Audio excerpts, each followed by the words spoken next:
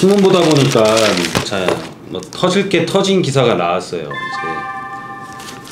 역전세난의 빌라 갭 투자자 파산 도미노. 그래서 전세 보증금 못 돌려주게 된 수백 채 보유자 잇따라 잠적. 세입자 전세금 못 받아 발동동. 전세가율 높은 집은 피해야.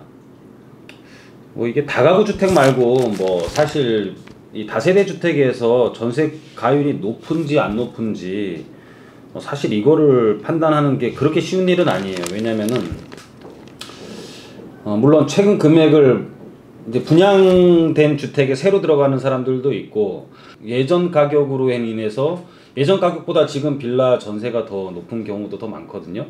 그래서 어떤 게 전세가율이 더 높고 어떤 게 더 낮은지를 사실상 세입자 입장에서 거기에 대한 분양가를 파악해서 들어가지 않는 이상 쉽게 파악하는 건 그렇게 쉬운 일은 아닌 것 같아요. 근데 왜 이런 일이 일어나느냐에 대해서 한번 좀 곰곰이 생각을 해보고 했더니, 투자를 잘못한 이 지금 역전세난의 빌라 갭 투자자, 그러니까 갭 투자자도 잘못한 거고, 그쵸?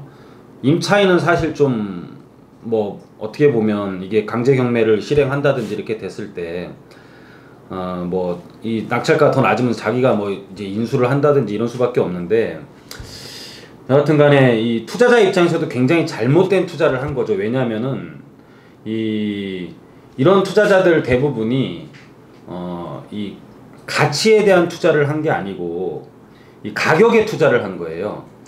부동산의 미래 가치에 대해서 보통 우리는 투자를 하는데, 이런 사람들은 그러니까 이용의 가치, 그러니까 전세값이 높은 거에만 투자를 한 거죠. 그래서 가치는 사실 변동을 안 하는데, 이 전세값에 투자를 하면 전세값은 주변의 공급량에 따라 굉장히 민감한 작용을 하거든요. 예를 들어 앞으로 강동 같은 경우에 대규모 아파트들이 입주를 하게 되면 거기 잠깐 그러니까 빌라 세입자로 나왔던 사람들이 주공아파트에 살던 사람들이 주변에 아파트가 없으니까는 빌라에 이제 세입자로 갔을 거 아니에요. 근데 아파트가 다 완성이 되면은 다시 아파트로 입주를 하게 될 경우에 거기에 대해서 공급량이 그 지역은 굉장히 많아진 거죠. 아파트가 새로 생김으로 인해서. 그러면은 거기에 있는 공급량이 많아진 상태에서 이런 빌라에 살던 사람들은 다시 아파트로 입주를 하게 되면 아마 강동구 쪽에서 암사동이나 천호동 일대도 아마 이런 지금 역전세난 빌라 문제가 생기지 않을까. 그래서 결론은 뭐냐면 공급이 많은 쪽에 있어서 이런 이용의 가치, 그러니까는 전세값, 가격에 투자한 사람들은 일시적으로 공급이 많이 일어나는 쪽에서는 이런 역전세를 경험을 하게 돼요. 그래서 우리는 부동산의 가치에 투자를 해야 되는 거지 가격에 투자를 하면 안 돼요. 그래서 갭이 적으면 물론 소액 투자는 가능해요. 소액 투자는 가능한데 돈이 없다고 해가지고 가치도 없는 가격에 투자를 하는 건 굉장히 잘못된 거예요. 여기도 오늘 신문 봤더니 수백 채를 갖고 있고 280여 가구를 갖고 있다라고 하는데, 이런 사람들 아마 280여 가구를 임장활동도 안 하고 어떤 전문가 또는 어떤 중개업자만 믿고 500만원 투자 물건 나왔습니다, 1000만원 투자 물건 나왔습니다 그러면은 보지도 않고 아마 투자를 한 사람일 거예요. 당연히 지역 분석은 했을 리가 만무하겠죠. 그래서 우리는 미래 가능성에 투자를 해야 되는 거지 가격 차이에 투자를 하면 안 된다. 전세를 끼고 투자하는 갭 투자는 결론은 부동산에 대한 가치에 투자를 한 게 아니고 임차인에 대한 지불 능력에 대해서 투자를 한 거예요. 임차인이 그 물건에 대해서 많이 지불을 했으니까 그거를 안고 내가 산 것 뿐이죠. 이런 것들은 임차인의 지불 능력이 떨어지게 되면 부동산 가치랑은 전혀 상관없이 가격에 투자를 한 거기 때문에, 앞서 말씀드렸다시피 어디에 공급량이 많이 늘어나게 되면은 그 지금 갖고 있는 물건은 더 낮은 금액으로 들어오려는 사람들이 많아질 거 아니에요. 그러면은 임차인의 지불 능력이 떨어지게 되는 거죠. 부동산의 가치에 투자를 한 게 아니라 결론은 임차인의 지불 능력과 거기에 아주 적은 갭을 가지고 그 갭에만 본인이 투자를 한 것이죠. 그러니까 가격에 투자를 한 거죠. 그래서 부동산 속성에 대해서 투자를 하셔야 된다. 부동산은 부동산이 가지는 본연의 가치에 투자를 해야 돼요. 그래서 이런 갭을 갖고 투자를 하게 되면은 주변이 개발이 많이 일어나면 부동산은 좋아져야 되는데 주변이 개발이 많이 일어나면서 입주 물량이 늘어나면 주변 개발에 따라 갭 투자의 물건들은 가격을 하락하게 돼요. 근데 부동산에 대한 가치에 투자를 하게 되면 직접 개발에 따른 가격 상승이 일어나는 거죠. 그래서 가치에 투자한 것과 가격에 투자한 것을 비교를 해보면 가격에 투자를 한 것들은 오히려 개발이 주변이 많이 될수록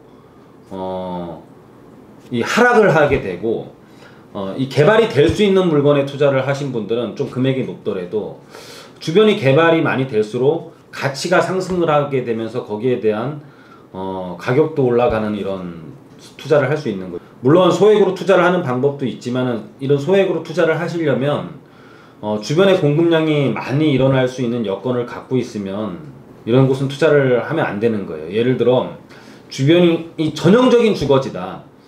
주변에 업무 시설이 별로 없다. 우리 업무 시설을 부시고 집을 짓는 경우는 극히 드물잖아요. 그래서 아주 주택이 이렇게 굉장히 많이 퍼져 있는 곳들, 특히나 다가구 주택, 단독 주택이 많은 곳들은 주변에 아파트 공급이 안 일어나더라도 유사한 다세대 주택을 지을 수 있는 공급이 많이 일어날 수 있는 곳이라고 보시면 돼요. 근데 주변에 업무 지역이 많이 분포되어 있고 다세대 주택이나 단독 다가구가 일정 부분 아주 적은 면적을 차지하고 있다면 그런 것들은 역전세난이 생기기는 좀 힘든 경우겠죠. 왜냐하면 토지에 대한 공급이 좀 원활하지가 못하기 때문에. 그래서 결론은 토지 공급이 원활한 쪽에는 갭 투자로 들어가시면 안 된다라는 거예요. 그래서 직접 개발이 될 수 있는 곳에 투자를 하는 것이 가장 1순위로 좋고, 아니면은 소액으로 투자를 갭으로 투자를 한다고 하더라도 주변에 업무 지역이 많으면서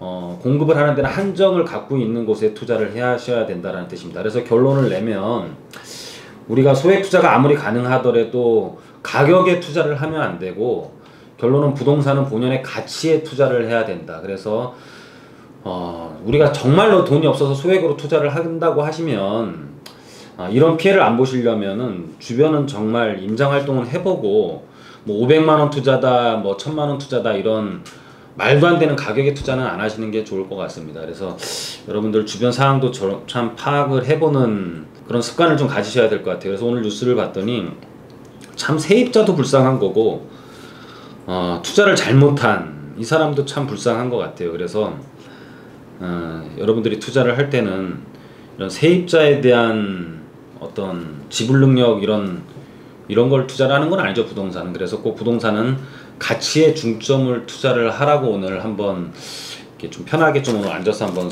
이 영상을 찍어봤습니다. 자, 여러분들 하여튼 부동산 투자할 때 참 판단할 게 좀 많이 있는 것 같아요. 그래서 항상 투자를 하실 때는 이제 이런 잘못된 점들을 여러분들이 이렇게 가슴에 새기셔가지고 앞으로는 이런 잘못되는 투자를 우를 범하지 않도록 이런 일들이 일어난 것들은 좀 잊지 않는 습관도 가지시고요. 부동산은 좀 가치 위주를 투자를 하셔야 된다라고 다시 한번 말씀드리면서 자, 오늘 영상은 마무리 짓도록 하겠습니다. 여러분들 좋아요, 구독 꼭 눌러주시고 여러분들 잘 모르시겠으면 저희랑 항상 같이 상의하셔도 좋습니다. 자, 오늘 영상은 여기서 마치도록 하겠습니다.